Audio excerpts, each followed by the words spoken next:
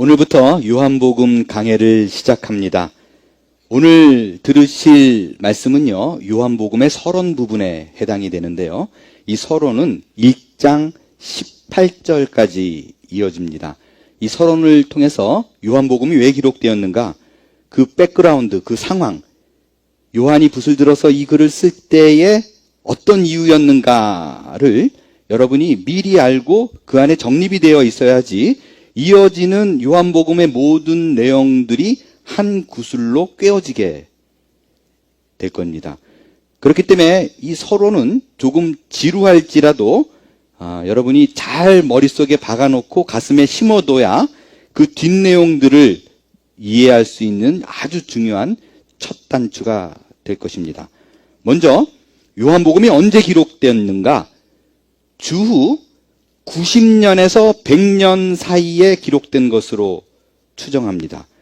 다른 복음서들 있죠? 공간복음이라고 말하는 마태복음, 마가복음, 누가복음, 이 세 복음서는요, 주후 70년 이전에 기록이 됐어요.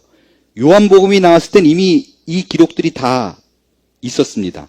그래서 요한복음은 앞서 복음서보다 20년 늦게, 20여 년 늦게 기록된 책이에요. 요한복음은 요한계시록과 더불어서 전 성경 중에서 가장 마지막에 기록된 책입니다. 그렇기 때문에 이미 앞서 복음서가 20년 전에 나와 있었기 때문에요, 다른 마태, 마가, 누가복음에 나와 있는 얘기들을 굳이 또 쓸 필요가 없죠. 그래서 요한복음에는 이 공간복음에 기록되어 있는 많은 사건들이 생략이 되어 있습니다.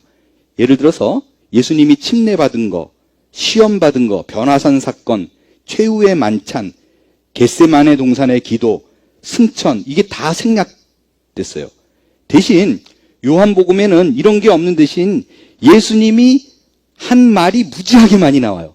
이제 옛날 그 성경 보면 그 예수님이 한 말들을 빨간색으로 표시돼 가지고 따로 구분해 놓은 성경들이 있죠. 요한복음 보면 온통 다 빨간색이에요. 왜? 어떤 사건에 대한 기록보다 예수님이 한 말을 중심적으로 해석하고 중심적으로 강조했기 때문입니다. 예수님은 요한복음을 통해서 다른 복음서에는 그닥 나타나지 않는 스스로 내가 누구인가, 이것에 대해서 굉장히 많이 설명을 합니다. 그러니까 다른 복음서들은 사건, 그런 사역을 중심으로 기록이 됐다면 예수님께서는요, 그 어떤 사건이 하나 벌어지잖아요?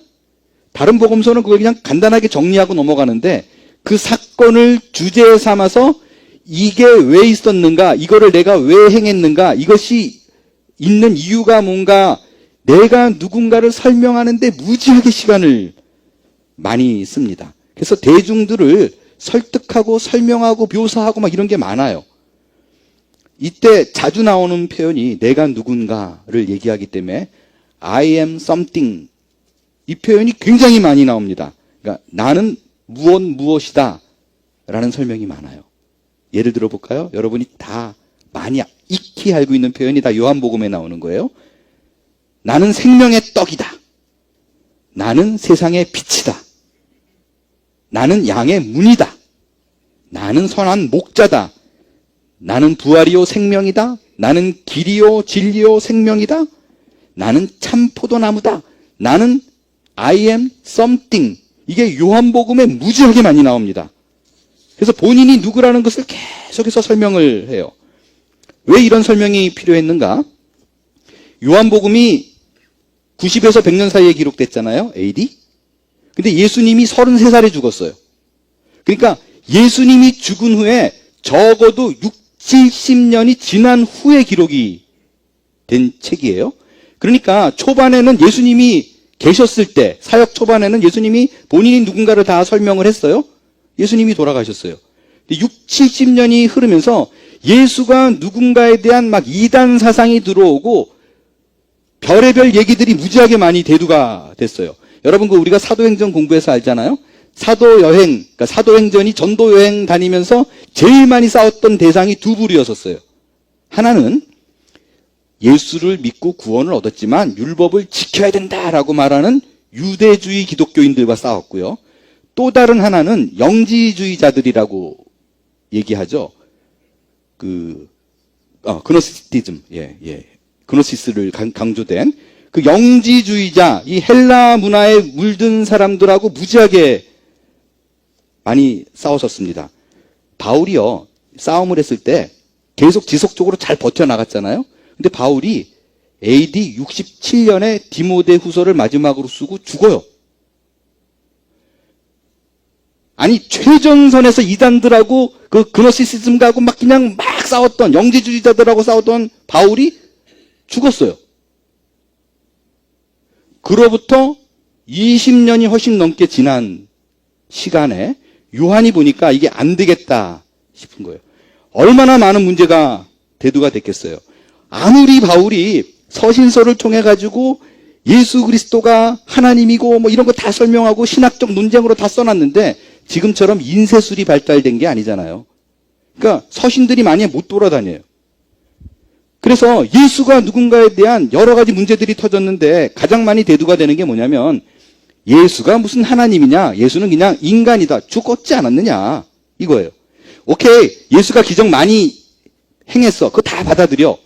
근데 그러니까 그는 뛰어난 선지자야. 하나님은 아니야.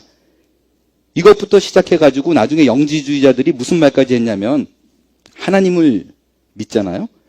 그 천지를 창조하신 하나님이 인간의 몸을 잠깐 빌렸다.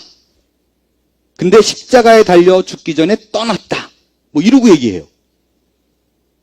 그러니까 엄청난 문제들이 많고 사람들은 질문이 쌓여가는데 그거를 논박할 만한 어떤 서신들이 없는 거예요. 그래서 요한이 안 되겠다. 나이가 들었어요. 죽기 전에 내가 이거 정리해 놓지 않으면 안 되겠다. 라고 생각해서 마지막에 힘을 다해서 붓을 들어서 쓴 글이 요한복음입니다. 그래서요, 이 요한복음, 이 신학적인 문제들, 그들을 공격하고 그들에게 던져지는 질문들, 기독교를 와해시키려는 사람들을 대적해서 쓴 글이기 때문에요. 굉장히 어렵습니다. 다른 마테마가 누가복음보다 어려운 거는 물론 이거니와 사도 바울이 서신서에 기록한 그 신학적인 내용들이 있는데 이거를 공격한 내용들이잖아요. 그러니까 이것보다 훨씬 더 디테일하게 또는 사도 바울이 설명하지 않은 부분까지도 다 쏟아냈어야 됐어요. 그래서 성경 전체에서 가장 어려운 책은 사도 바울 책이 아니에요. 요한복음이 제일 어렵습니다. 그럼에도 불구하고 그 어려운 책인 요한복음을 제가 시작하는 이유는요. 이 안에 있는 내용들을요. 구체적으로 다 일일이 설명할 수는 없을 거예요. 그런데 요한복음을 묵상하고 단지 그 단어 하나의 의미와 문장 하나의 의미만 여러분이 제대로 인지만 해도 지금까지 알고 있는 복음의 깊이와는 전혀 다른 아주 깊고 풍성하고 오묘한 하나님의 은혜를 누릴 수 있기 때문에 그렇습니다. 그러니까 뭐 쉽게 얘기하면 이런 거예요. 요한복음은요, 스치고 지나가도 은혜예요. 제가 지난주에 그런 얘기를 드렸어요. 요한복음 이 어려운 거를 여러분이 이해하게 잘 설교를 했다면 제가 설교를 잘한 거라고? 아니면 제가 그냥 대강 엉터리로 한 거예요. 그렇지 않고는 사실 요한복음을 이해하기는 쉽지 않은 책입니다. 그래서 제가 요한복음을 강의할 때 이게 21장이라 길어요. 그래서 뭐 몇 년을 할 수도 있는 거거든요.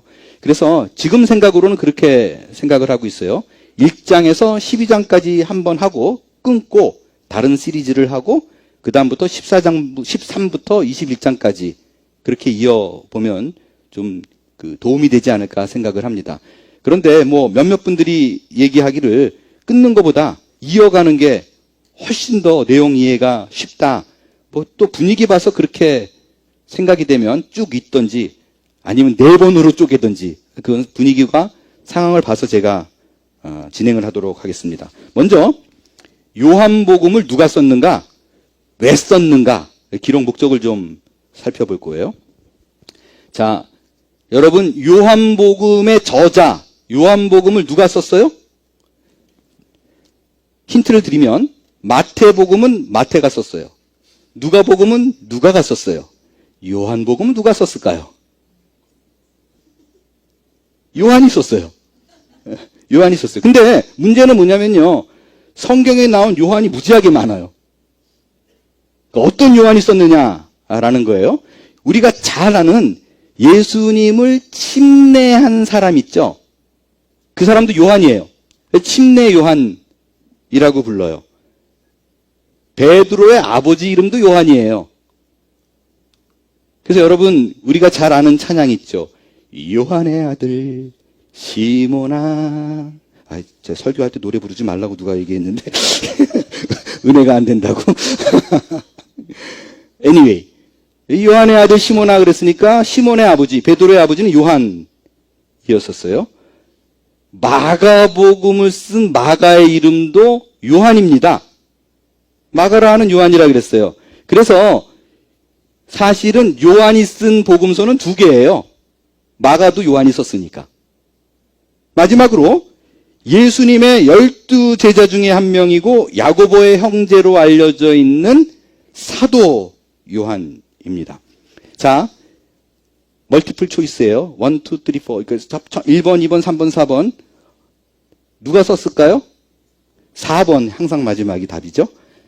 사도 요한이 쓴 책이 바로 요한 복음입니다. 이 사도 요한은요, 12제자 중에 막내였었어요. 예수님이 십자가에 달려 돌아가셨을 적에 모든 제자들이 다 도망가고 없는데 바로 그 십자가 밑에 발밑에 앉아가지고 예수님이 마지막 숨 넘어가는 걸 지켜봤던 사람이 바로 요한복음의 저자 요한입니다. 별명이 우레의 아들이었어요. 그러니까 뭐라 그러면 으악!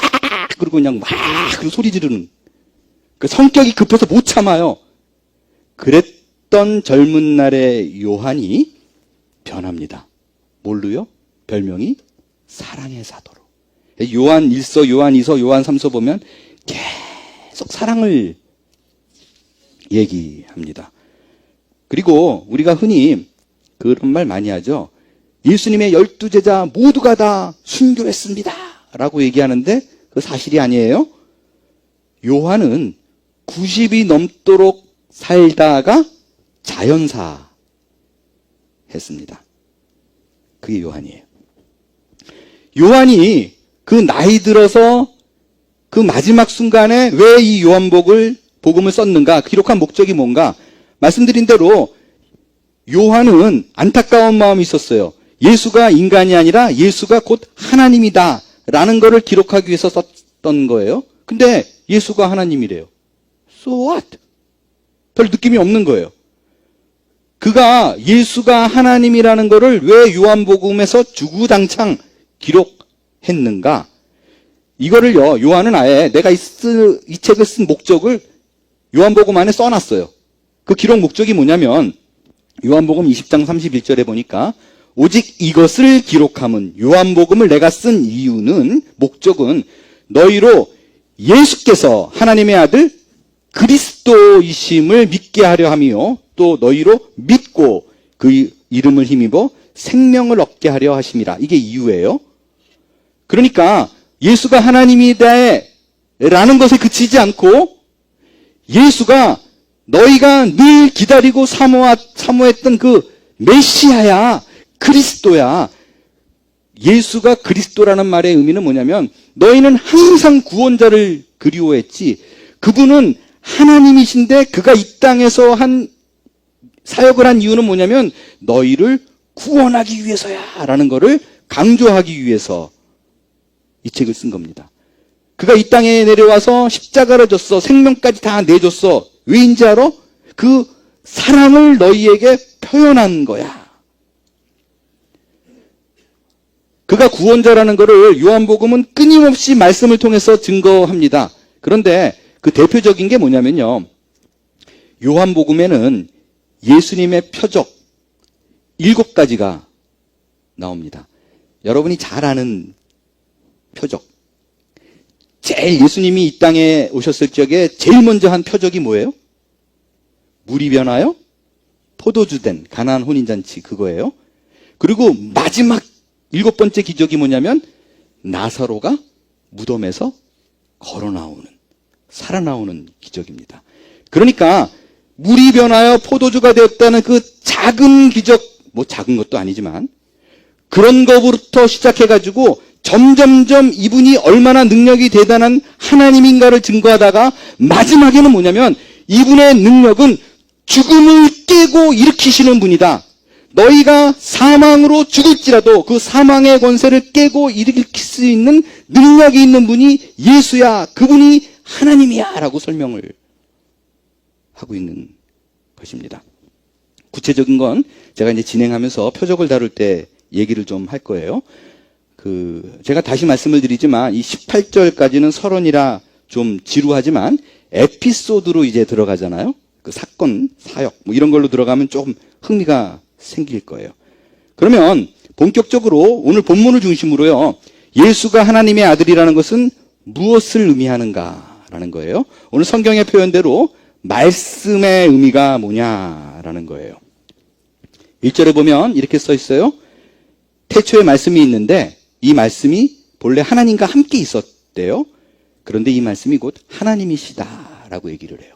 공교롭게 우리가 지난주에 호세아서를 강해를 마무리하면서 의도적인 건 아니었는데 제가 이 설명을 했어요. 여기서 말씀이 누구라고요? 예수 그리스도를 얘기합니다. 그래서 요거를 딱 말씀을 예수로 바꿔 읽으면 돼요. 태초에 예수가 계시니라. 이 예수는 하나님과 함께 계셨으니 이 예수가 곧 하나님이라. 이 말씀이 하나님을 의미하는 거예요. 자, 태초부터 예수님이 계셨대요. 태초에 있다. 여러분, 이 태초라는 말을 떠올리면 딱 떠오르는 구절이 있죠. 뭐예요? 태초. 여러분이 아는 태초에 대한 외우는 성경 구절이 뭐가 있을까요? 태초에 하나님이 천지를 창조하시니라. 성경 제일 첫 구절이에요. 그게 딱 떠올라요. 그럼 우리는 자연적으로 어떤 생각이 드냐면 태초에 말씀이 계시니라, 태초에 하나님이 천지를 창조하시니라 라고 하니까 예수님이 하나님이 천지를 창조했을 때 그때부터 계셨다라고 생각하기 쉽습니다. 근데 그렇지 않아요. 요한복음에서 말하는 태초와 창세기에서 말하는 태초는 실제적으로 다릅니다. 이게 어떻게 다르냐면요. 자, 보세요. 하나님이 태초에 천지를 창조했을 적에는 아무것도 없을 때예요. 새까말 때예요. 그때 하나님이 빛이 있으라 그래서 빛을 땅 창조하고 그 다음부터 무언가를 만들기 시작했어요. 여기서 말하는 태초는 분명한 시간의 시작이 있어요. 모먼트가 있어요. 아무것도 없다가 빛이 딱 생긴 그 시간. 그래서 우리가 잘못 생각하면 태초에 말씀이 계셨다라는 게 이것과 연관시켜가지고 그러니까 예수님이 그때부터 계셨구나라고 생각하기 쉬워요. 근데 그렇지 않아요. 태초에 하나님이 천지를 창조했을 때는 in the beginning 딱 그 모멘트가 있어요. 근데 요한복음에서 말하는 태초에 말씀이 계시니라는 이 태초는 시간의 개념이 사실 상관이 없는 거예요. 언제인지 몰라요. 언제가 시작이고 언제부터 비롯됐는지 아무도 몰라요. 분명한 건 태초에 하나님이 천지를 창조하시기 그 전부터 계셨어요. 그게 요한복음에서 말하는 태초, 아르케라는 단어입니다. 그러니까 시작이 없는 근본적인 거를 얘기해요. 이해되세요? 벌써부터 졸리면 참 어려운데 마음이. 아무튼 중요한 건 뭐냐면요. 예수님이 존재했던 그 시기는 모든 만물이 창조되기 전부터였다라는 게 핵심이에요. 그 시작도 언제인지 모르는 태초에 예수님이 하나님과 함께 계셨다라고 얘기해요. 여러분 그 태초에 말씀이 계셨다라는 이 단순한 요 한 구절이요. 엄청나게 많은 내용들을 사실은 포함하고 있습니다. 제가 태초에 말씀이 계셨느니라 요 1절을 가지고 한 10주 설교하라 그래도 충분히 할 수 있어요. 특별히 헬라어를 이렇게 보게 되면요. 요 태초에 말씀이 계시니라, 이 말씀이 하나님과 함께 계셨다라고 되어 있잖아요. 이게 재밌는 게요. 헬라어에는요. 요 첫 번째 나오는 하나님에는 호라고 정관사가 있어요. 그 하나님이 계셨대요. 근데 이 말씀이 곧 하나님이라고 말하는 두 번째 하나님에는 정관사가 없어요. 이게 뭐를 의미하는가? 제가 시간이 많이 갈까봐 너무 어려워질 것 같아서 아주 간단하게 제가 설명을 드릴게요. 자, 여러분에게 질문 드릴게요. 우리는 하나님을 믿습니다. 아멘? 그럼 하나님이 몇 분이에요? 하나님은 세 분이에요. 성부 하나님, 성자 하나님, 성령 하나님. 근데 왜 하나님이라 그래요? 세 분님이라 그래야지. 그죠? 우리는 하나님이라 그러잖아요. 우리가 하나님이라고 말하는 이유는요. 한국말의 하나님의 의미가 숫자적인 하나를 의미하지 않아요. 우리가 말하는 하나님은 숫자적으로 한 분이라는 뜻이 아니라 유니크하다, 유일하다. 이런 시는 이 하나님 말고는 없다라는 유일하다는 의미로 하나님입니다. 그런데 유대인들은 아니에요. 유대인들은 하나님 몇 분이냐 그러면 즉시 한 분, only one. 그 외에 다른 신은 없어라고 해서 숫자적으로 하나를 얘기합니다. 그러니까 좀 말씀 잘 보세요. 태초에 말씀이 있었어요. 이 말씀이 그 하나님과 함께 있었대요. 여기서 말하는 그 하나님은 유대인이 말하는 천지를 창조하고 웅장하고 거대한 그 하나님과 함께 있었다라는 거예요. 근데 이 말씀이 곧 하나님이라고 말하는 거에 더가 없어요. 그건 뭐냐면 그 세 분의 하나님 가운데 한 분이다 라는, 우리가 그 삼위일체라고 얘기하잖아요. 요게 1절에 다 들어있는 얘기입니다. 그래서 이게 원래는 되게 이렇게 막 설명이 많아요. 여기 함께라는 게 with라는 표현이 아니라 프로스라는 단어여가지고 서로 뭐 동등을 말하고 동격을 말하고 뭐 이런 복잡한 설명은 다 빼고, 중요한 건 뭐냐면 유대인이 알고 있는 그 하나님과 예수님은 같은 동격이다. 그분도 역시 하나님이다 라는 것을 1장에서 이렇게 풀어쓰고 있는 것입니다. 여러분, 이게요 공간복음하고 비교했을 적에 굉장히 다른 시작이에요. 왜냐면요 마태, 마가, 누가복음은요 거의 복음서 첫 부분에 뭐가 나와요? 예수님의 탄생이 나옵니다. 예수님이 인간 마리아로부터 태어난 얘기가 나와요. 그런데 예수님이 죽고 사도 바울이 죽은 후에는 어떤 문제가 생겨요? 자꾸 이게 걸리는 거예요. 유대인들이 이해가 안 되는 거예요. 아니, 하나님은 한 분인데 인간으로 왔다는 게 말이 되냐? 인간으로 태어났다 그러는 거는 논리적으로 말이 안 된다 그래서 자꾸 거부하는 거예요. 이게 몇십 년이 흐르니까 너무너무 골치 아픈 문제로 대두됐어요. 그래서 요한은 첫 글을 딱 쓰자마자 앞에 인간의 몸으로 태어나신 예수님은 싹 버려버리고 그가 바로 하나님이다. 딴지 걸지 마. 더 없어. 이거예요. 그게 1장 1절이라는 것입니다. 그래서 3절에 들어가면 바로 그 얘기가 나오는 거예요. 만물이 그로 말미암아 지은 바 되었으니 지은 것이 하나도 그 예수가 없이는 된 것이 없다. 왜냐하면 그 하나님이라고 얘기를 같이 있었다 그랬잖아요. 같은 동격이니까 예수 그리스도가 천지를 창조할 적에 아버지 하나님만 한 게 아니야. 예수도 천지 창조 때 같이 이 사역에 동력했어. 같이 있었어. 그도 하나님이야 라고 설명하는 것입니다. 이게 1절을 단순하게 정리한 거예요. 여러분이 지금 10주치를 5분 만에 끝낸 겁니다. 그럼 여기서 또 질문이 생겨요. 아니, 그러면 요한이 기왕 하나님이라고 쓸 바에야 처음부터 태초에 예수가 계셨다. 예수가 그 하나님과 같이 있었다. 라고 쓰면 아무것도 헷갈릴 거 없잖아요. 그죠? 근데 왜 말씀이 있었는가라고 해서 한 번 더 생각하게 만드냐라는 거예요.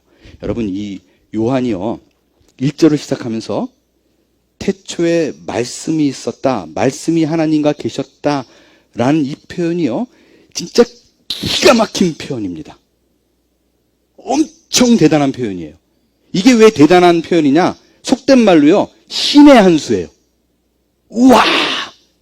어떻게 그런 생각을 했을까라고 말할 정도로 신의 한 수입니다. 이 표현은요, 당시에 이미 유대인만 예수를 믿는 것이 아니라 사도 바울의 전도 여행을 통해서 이방인들, 헬라 문화권 사람들이 예수를 믿기 시작했잖아요. 그래서 항상 뭐 사도행전에서 보게 되면 벌써 이미 6장에 가면 헬라파 유대인, 유대파 유대인 막 싸움 나고 그러잖아요. 그러니까 이미 헬라 문화 속에 젖어 있는 예수 믿는 사람들이 많은데, 요 말씀이 계셨다, 말씀이 하나님과 함께 있었다라는 이 표현 때문에 말미암아 헬라 문화권에 속해 있는 사람들을 확 끌어안고, 더불어 유대 문화권에 있는 사람도 아무 거부감 없이 안을 수 있는 한 문장이 돼버렸어요. 왜 그랬는가? 도대체 무슨 얘기를 하는 건가? 먼저 헬라 문화 속에 있는 사람들이 이거를 듣고는 왜 충격이고 이야 라고 쉽게 이해했는가라는 부분이에요. 당시 요한복음이 쓰여졌던 그 시대만 해도요, 헬라 철학, 그릭 필로소피가 아주 만연할 때입니다. 이들이 당시에 너무너무 쉽게 모든 사람들이 당연하게 알고 있는 철학 개념이 하나 있어요. 그거는 로고스라는 단어입니다. 이 로고스라는 단어를 들으면 이들은 이게 굉장히 표현이 많아요. 근데 딱 대강 이해하는 건 뭐냐면 모든 우주의 원리예요. 그리고 모든 거의 근본이고 모든 논리의 대표이고, 뭐 이 세상을 움직이는 법칙, 유니버설 프린시플, 유니버설 라직, 유니버설 리즌, 뭐 이런 게 로고스라는 단어예요.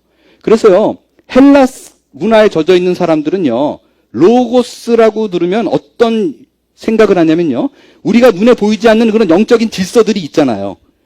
그 이 영적인 질서를 다 모아서 하나로 표현돼서 그거를 인간에게 계시하는 매개, 그게 로고스였었어요.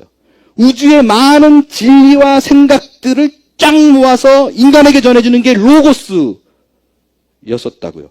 그런데 지금 요한이 태초에 말씀이 계시니라, 말씀이 하나님이다라고 말할 때 이 말씀을 로고스를 갖다 쓴 거예요. 그러니까 헬라 사람들이 들으면 너무 쉬워요. 우주의 근본되고 원리였던 로고스가 예수님이라고?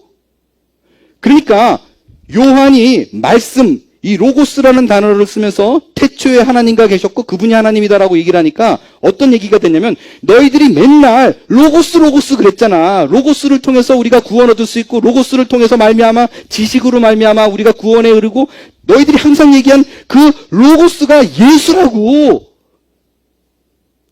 그랬더니 이들이 아하, 긴 설명이 필요 없는 거예요. 그게 태초에 말씀이 계시고 말씀이 하나님이다 라는 거입니다. 더 놀라운 게 있어요. 이 헬라 철학 그러면 대표적인 사상이 있죠. 뭐예요? 듀얼리즘, 이원론. 이원론은 뭐냐면요, 그냥 쉽게 얘기하면 이거예요. 육신은 이불 그 자체예요. 악한 거 그 자체예요. 영과 육을 이렇게 구분해서, 육은 아주 더럽고 악하고 추하고 버려야 되는 거고, 그들은 그렇게 생각해요. 영은 선한 걸로 생각을 합니다. 이게 영지주의예요. 육은 악하고 영은 선하다. 그게 이제 막 사도 바울 시대 때부터요, 너무 많이 치고 들어와서요, 고린도 교회를 완전히 물든 사상이 영지주의였었어요. 그래서 사도 바울이 막 분을 품으면서 왜 다른 복음을 쫓느냐라고 목소리 높였던 고린도 전서, 고린도 후서가 다 이 영지주의 때문에 아주 그냥 사도 바울이 피가 마르도록 싸웠던 대상이 영지주의거든요. 육은 악하고 영은 선하고. 근데 이 헬라 문화에 젖어 있는 사람이 로고스가 그 선하고 근본이고 원리이고 모든 것의 주인되고 주체가 되는 게 육체에 와 있대요. 대박. 이건 엄청난 충격이에요. 육체는 더럽고 피하고 버려야 될 걸로 생각했는데 요한이 얘기하기를 무슨 소리야. 그 존귀하고 아름답고 거룩한 분이 육체에 들어있어. 내 안에 와 있어. 라고 설명을 하는 거예요. 그분이, 그 로고스가 육신이 되어 왔대요. 말씀이 육신이 되어. 이 말 자체가 헬라 문화권에 젖어 있는 사람들한테는 충격이에요. 여러분, 이게 엄청난 복음입니다. 여러분, 그 느낌이 잘 안 올까봐, 정확치는 않은데, 제가 어떤 비유가 좋을까라고 생각하다가, 한국 문화에 똑같진 않은데, 그냥 이렇게 생각하면 좀 이해가 쉬울 것 같아요. 그, 예전에 한국 기독교에서, 요즘도 그런 풍습이 저 지방 쪽으로 가면 좀 있어요. 뭐냐면, 찬양할 때 악기에 대한 문제가 대두했어요. 어떤 문제냐면 찬양할 때 장고와 꽹과리는 찬양의 악기로 써서는 안 된다라는 것이 굉장히 강했습니다. 왜냐하면 여러분 전통 악기인 장구하고 꽹과리는 언제 쓰였어요? 굿할 때. 무당이 굿할 때 썼어요. 덩덩덩덕쿵 덩덩덩덕쿵 이러고 무당 샤먼들 막 했던 거를 어떻게 거룩한 교회에 갖고 들어와가지고 하나님의 이름을 부를 수 있느냐. 이런 더러운 악기는 폐해야 된다 그래가지고 엄청나게 문제가 많이 있었습니다. 여러분 근데 정말 잘 들으셔야 돼요. 이렇게 말하는 분들은 복음이 뭔 줄 모르는 거예요. 복음은 우리 인간을 구원할 때 우리가 착하고 선하고 고귀해서 하나님이 구원한 게 아니에요. 우리는 완전히 더럽고 추하고 모든 것에서 죄인 끝밖에 안 짓는 죄인인데 예수 그리스도의 이름으로 말미암아 거룩함을 입어서 우리가 천국에 갈 수 있는 존재가 된 거라고요. 우리의 본질은 죄인이에요. 더러워요. 추해요. 전혀 거룩함이 없는 존재인데 예수님 때문에 거룩한 존재가 된 거라고요. 악기도 마찬가지라고요. 악기가 무언가는 전혀 중요하지 않아요. 어디에 쓰였느냐가 정말 안 중요해요. 무엇을 위해서 쓰였느냐가 중요합니다. 무당이 쓰던 거면 어때요? 굿하던 거면 어때요? 천지신명께 바쳤던 악기면 어떠냐고요. 그 더럽고 추하고 전혀 거룩성이 없는 악기가 주를 위해서 변모해서 하나님을 위해서 사용되면 그게 복음이에요. 음식도 마찬가지예요. 여전히 아직도요, 제사 음식을 먹거나 아니면 다른 종교인들이 특별하게 먹는 음식에 대해서 불결하거나 이걸 먹으면 죄 짓는 거야 라고 생각한 분이 계시다면 아직 복음의 자유를 누리지 못하는 분입니다. 그거 갖고 주저하고 이거 이렇게 먹으면 무슨 일 부정타는 거 아니야 라는 생각이 하나님을 무시하는 거예요. 하나님의 능력을 모르는 거예요. 복음으로 인해서 내가 누리는 자유가 얼마나 대단한다는 생각 자체가 없는 거예요. 감사함으로 먹으면 버릴 것이 없어요. 예수 그리스도의 보혈의 능력을 입은 우리는 무엇도 행할 수 있고 무엇도 누릴 수 있는 자유가 있는 사람들이라는 것을 놓치면 복음을 놓치는 거예요. 그렇다고 해서 굳이 제사 음식을 막 찾아다니면서 먹고 이럴 필요는 없어요. 그죠? 예, 그거 먹다가 괜히 믿음이 약한 사람들 시험에 들게 할 수도 있잖아요.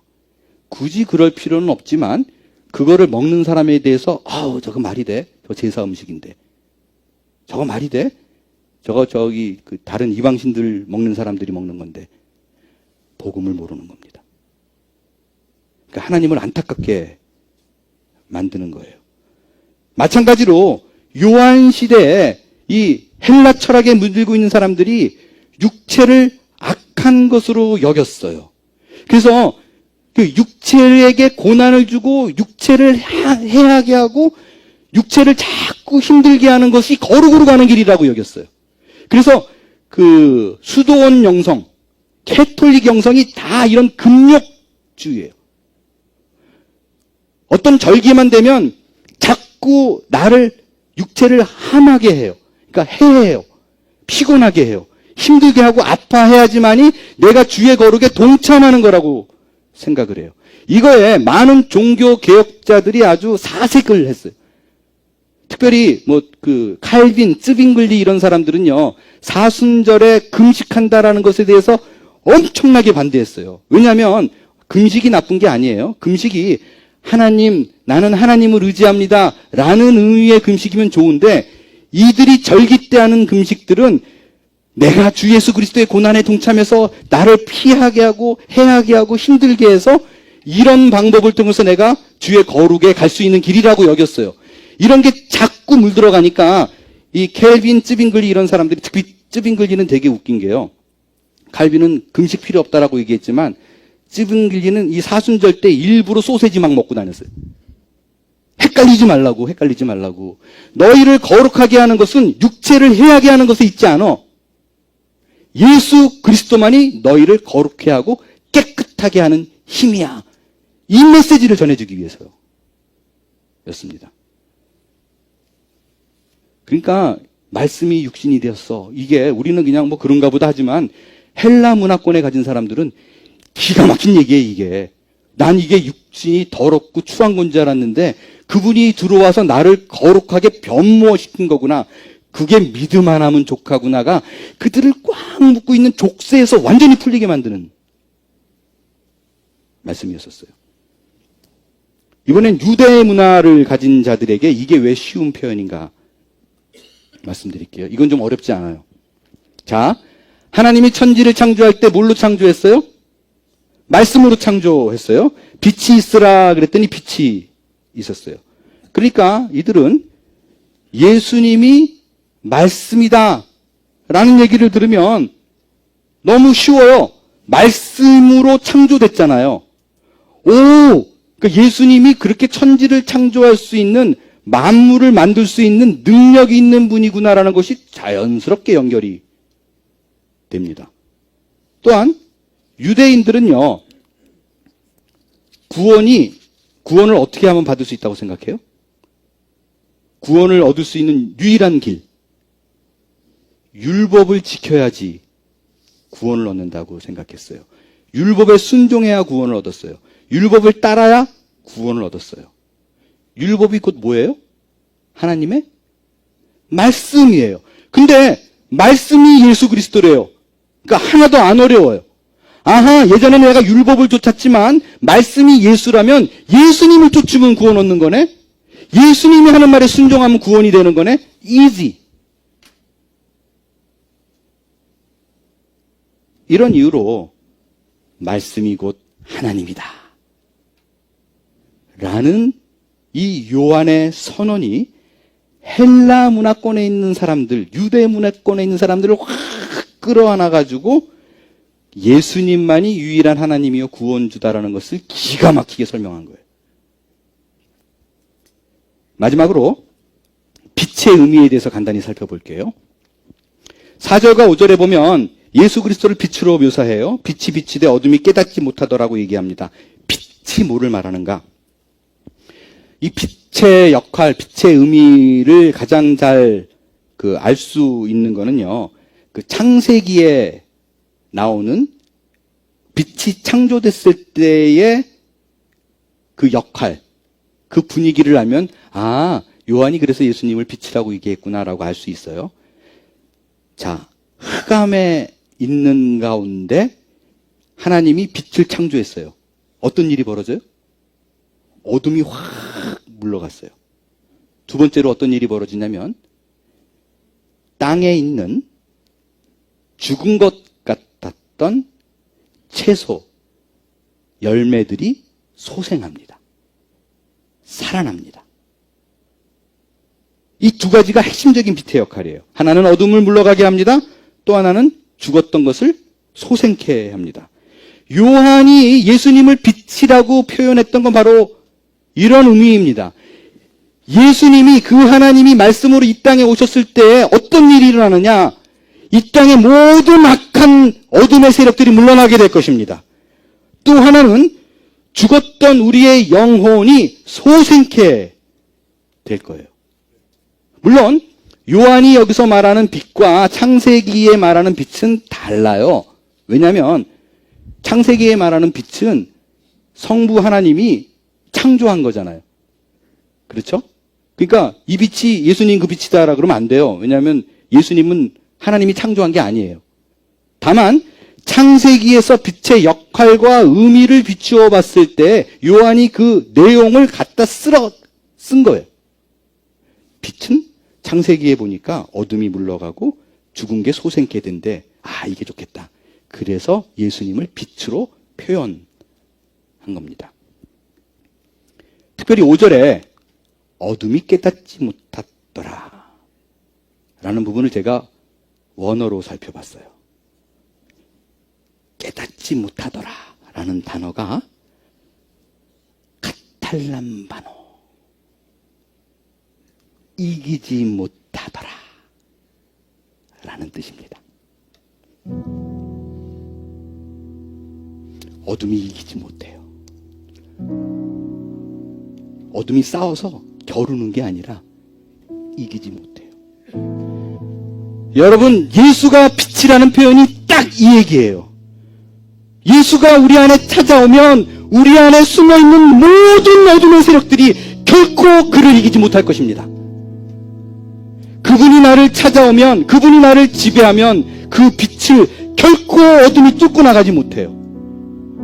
혹시 여러분 가운데 매일의 삶이 캄캄한 암흑과 같은 시간을 보내고 있는 분이 계십니까? 모든 소망이 다 사라져서 지치고 상하고 아프고 쓰러져서 견딜 수 없는 날을 보내고 계신 분이 계신가요? 내 안에 빛 대신 예수님께 집중할 수 있게 되길 바랍니다. 여러분, 어둠이 빛을 이기는 길은 간단해요. 내가 어두운 방 안에서 캄캄한 어둠 속에서 손끝 하나 볼 수 없는 상황 속에서 이 어둠을 이길 수 있는 유일한 길은 불을 켜는 거예요. 어둠이 짙을수록 작은 불이 큰 역할을 합니다. 이제는 여러분, 내가 뭘 해가지고 빛을 만들려고 그러지 마세요. 아무리 해도 나는 안 된다니까요. 그 빛을, 그 거룩을 나는 만들 수 없어요. 그저 이미 내 안에 빛 되신 주님으로 말씀이 육신이 되어 오신 그 예수님께 집중할 수 있게 되길 바랍니다. 그럴 때 그 어둠을 물리친 승리가 여러분의 것이 되고 승리의 기쁨, 그 찬송을 부르며 이 한 주간을 빛된 승리로 나아가게 될 줄로 믿습니다. 일어나 찬양하겠어요.